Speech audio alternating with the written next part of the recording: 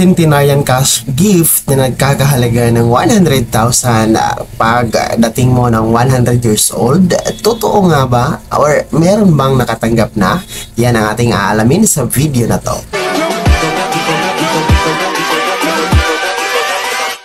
Hold up.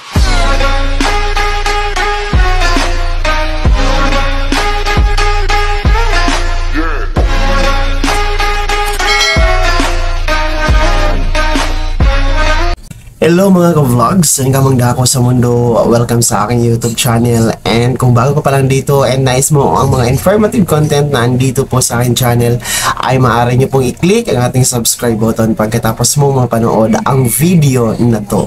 So ito na nga mga ka-vlogs, since marami na pong nagtatanong mga senior citizens natin dito sa Pilipinas kung totoo nga ba po itong 100,000 pesos na cash gift or tinatawag nating centenarian cash gift para sa mga senior citizens na umabot or nakaabot ng 100 years old mga ka-vlogs. So bago po natin sagutin kung totoo nga ba po yan, kung may nakatanggap na ba, ayan, atin mo nang i-refresh kung ano nga ba itong Republic Act 10868 or tinatawag na Centenarian Act of 2016. Kasi nga mga ka-vlogs ay 2016 po ito na isa batas. 2016 po ito nagiging ganap na batas. So medyo matagal na siya. And of course 2023 na ngayon, and I'm pretty sure na marami na ang nakatanggap nito and marami na po ang naka-avail nito. So ito nga po Republic Act 10868 or the Centenarian Act of 2016 ay naglalayong magbigay po ng 100,000 pesos na cash gift para sa mga umabot niya nito. So ito yung pakonsuelo, ito yung regalo ng gobyerno sa mga matagumpay na nakatungtong ng 100 years old. So lahat po ng Filipino senior citizen, maging dito naman sa Pilipinas or nasa abroad ka pa mga ka-vlogs, as long as you are a Filipino, yung status mo, ayan, entitled ka pa rin dito sa Centenarian Cash Gift mga ka-vlogs. Saan mang dako sa mundo, ayan, as long as naka 100 years old, you can claim and you can avail this Centenarian Cash Gift.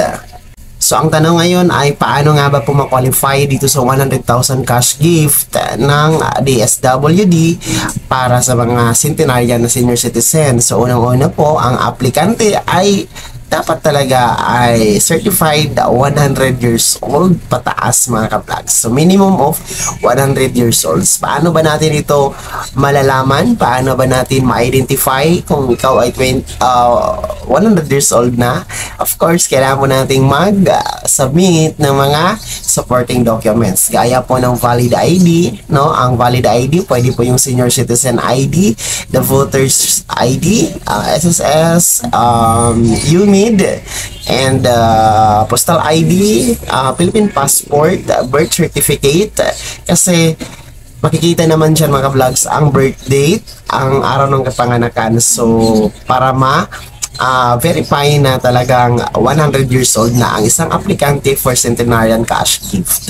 Maliban po sa 100,000 na cash gift na ibibigay or matatanggap sa isang senior citizen na 100 years old, ay makakatanggap rin po siya ng letter of felicitation na permado manggaling mismo sa Pangulo ng Pilipinas. So cash gift plus the letter of felicitation na bumabati sa inyo na umabot kayo ng 100 years old. Kasi nga, bihira sa panahon ngayon ang umabot or makaabot ng ganyang edad, 100 years old, no? So, dami ng mga senior citizen ngayon nagre-reklamo na bakit 100 years old, bakit hindi na lang ibigay ng 60, 70, 80 para daw magpakinabangan. Well, kaya nga tinatawag na Centenarian Cash Gift dahil bibihira lang po ang nakakatungtong or umaabot ang 100 years old mga ka-vlogs. So this is a challenge na parang ano lang din po ito, motivation na we make sure na maganda po yung ating lifestyle. Posible naman talaga na umabot tayo ng 100 years old as long as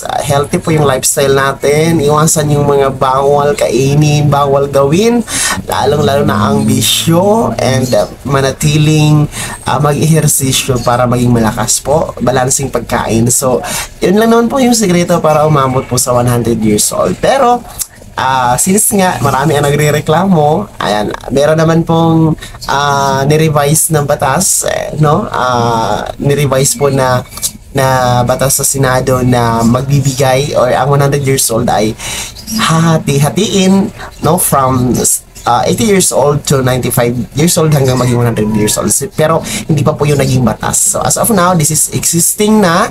So sa tanong ngayon na meron na bang nakatanggap, totoo nga ba po itong 100,000 pesos na cash gift? Yes na yes po mga ka-vlog. Sa katunayan, meron pong nagkomento sa ating comment section the last video po natin regarding po sa centenarian cash gift. Ayan po sa inyong screen. Ayan, nakatanggap po ang kanyang alaga. So I'm sure ito parang caregiver to or nurse. So totoo, nakatanggap ang kanyang alaga na 100,000 pesos. So totoo po yan mga ka-vlogs. Actually, batas na po yan and legit po yan and ongoing po implementation as long as qualified kayo sa mga applications or the requirements mga ka-vlogs. Ayan, legit na legit po ang 100,000 pesos na cash gift for our senior citizens na centenarian.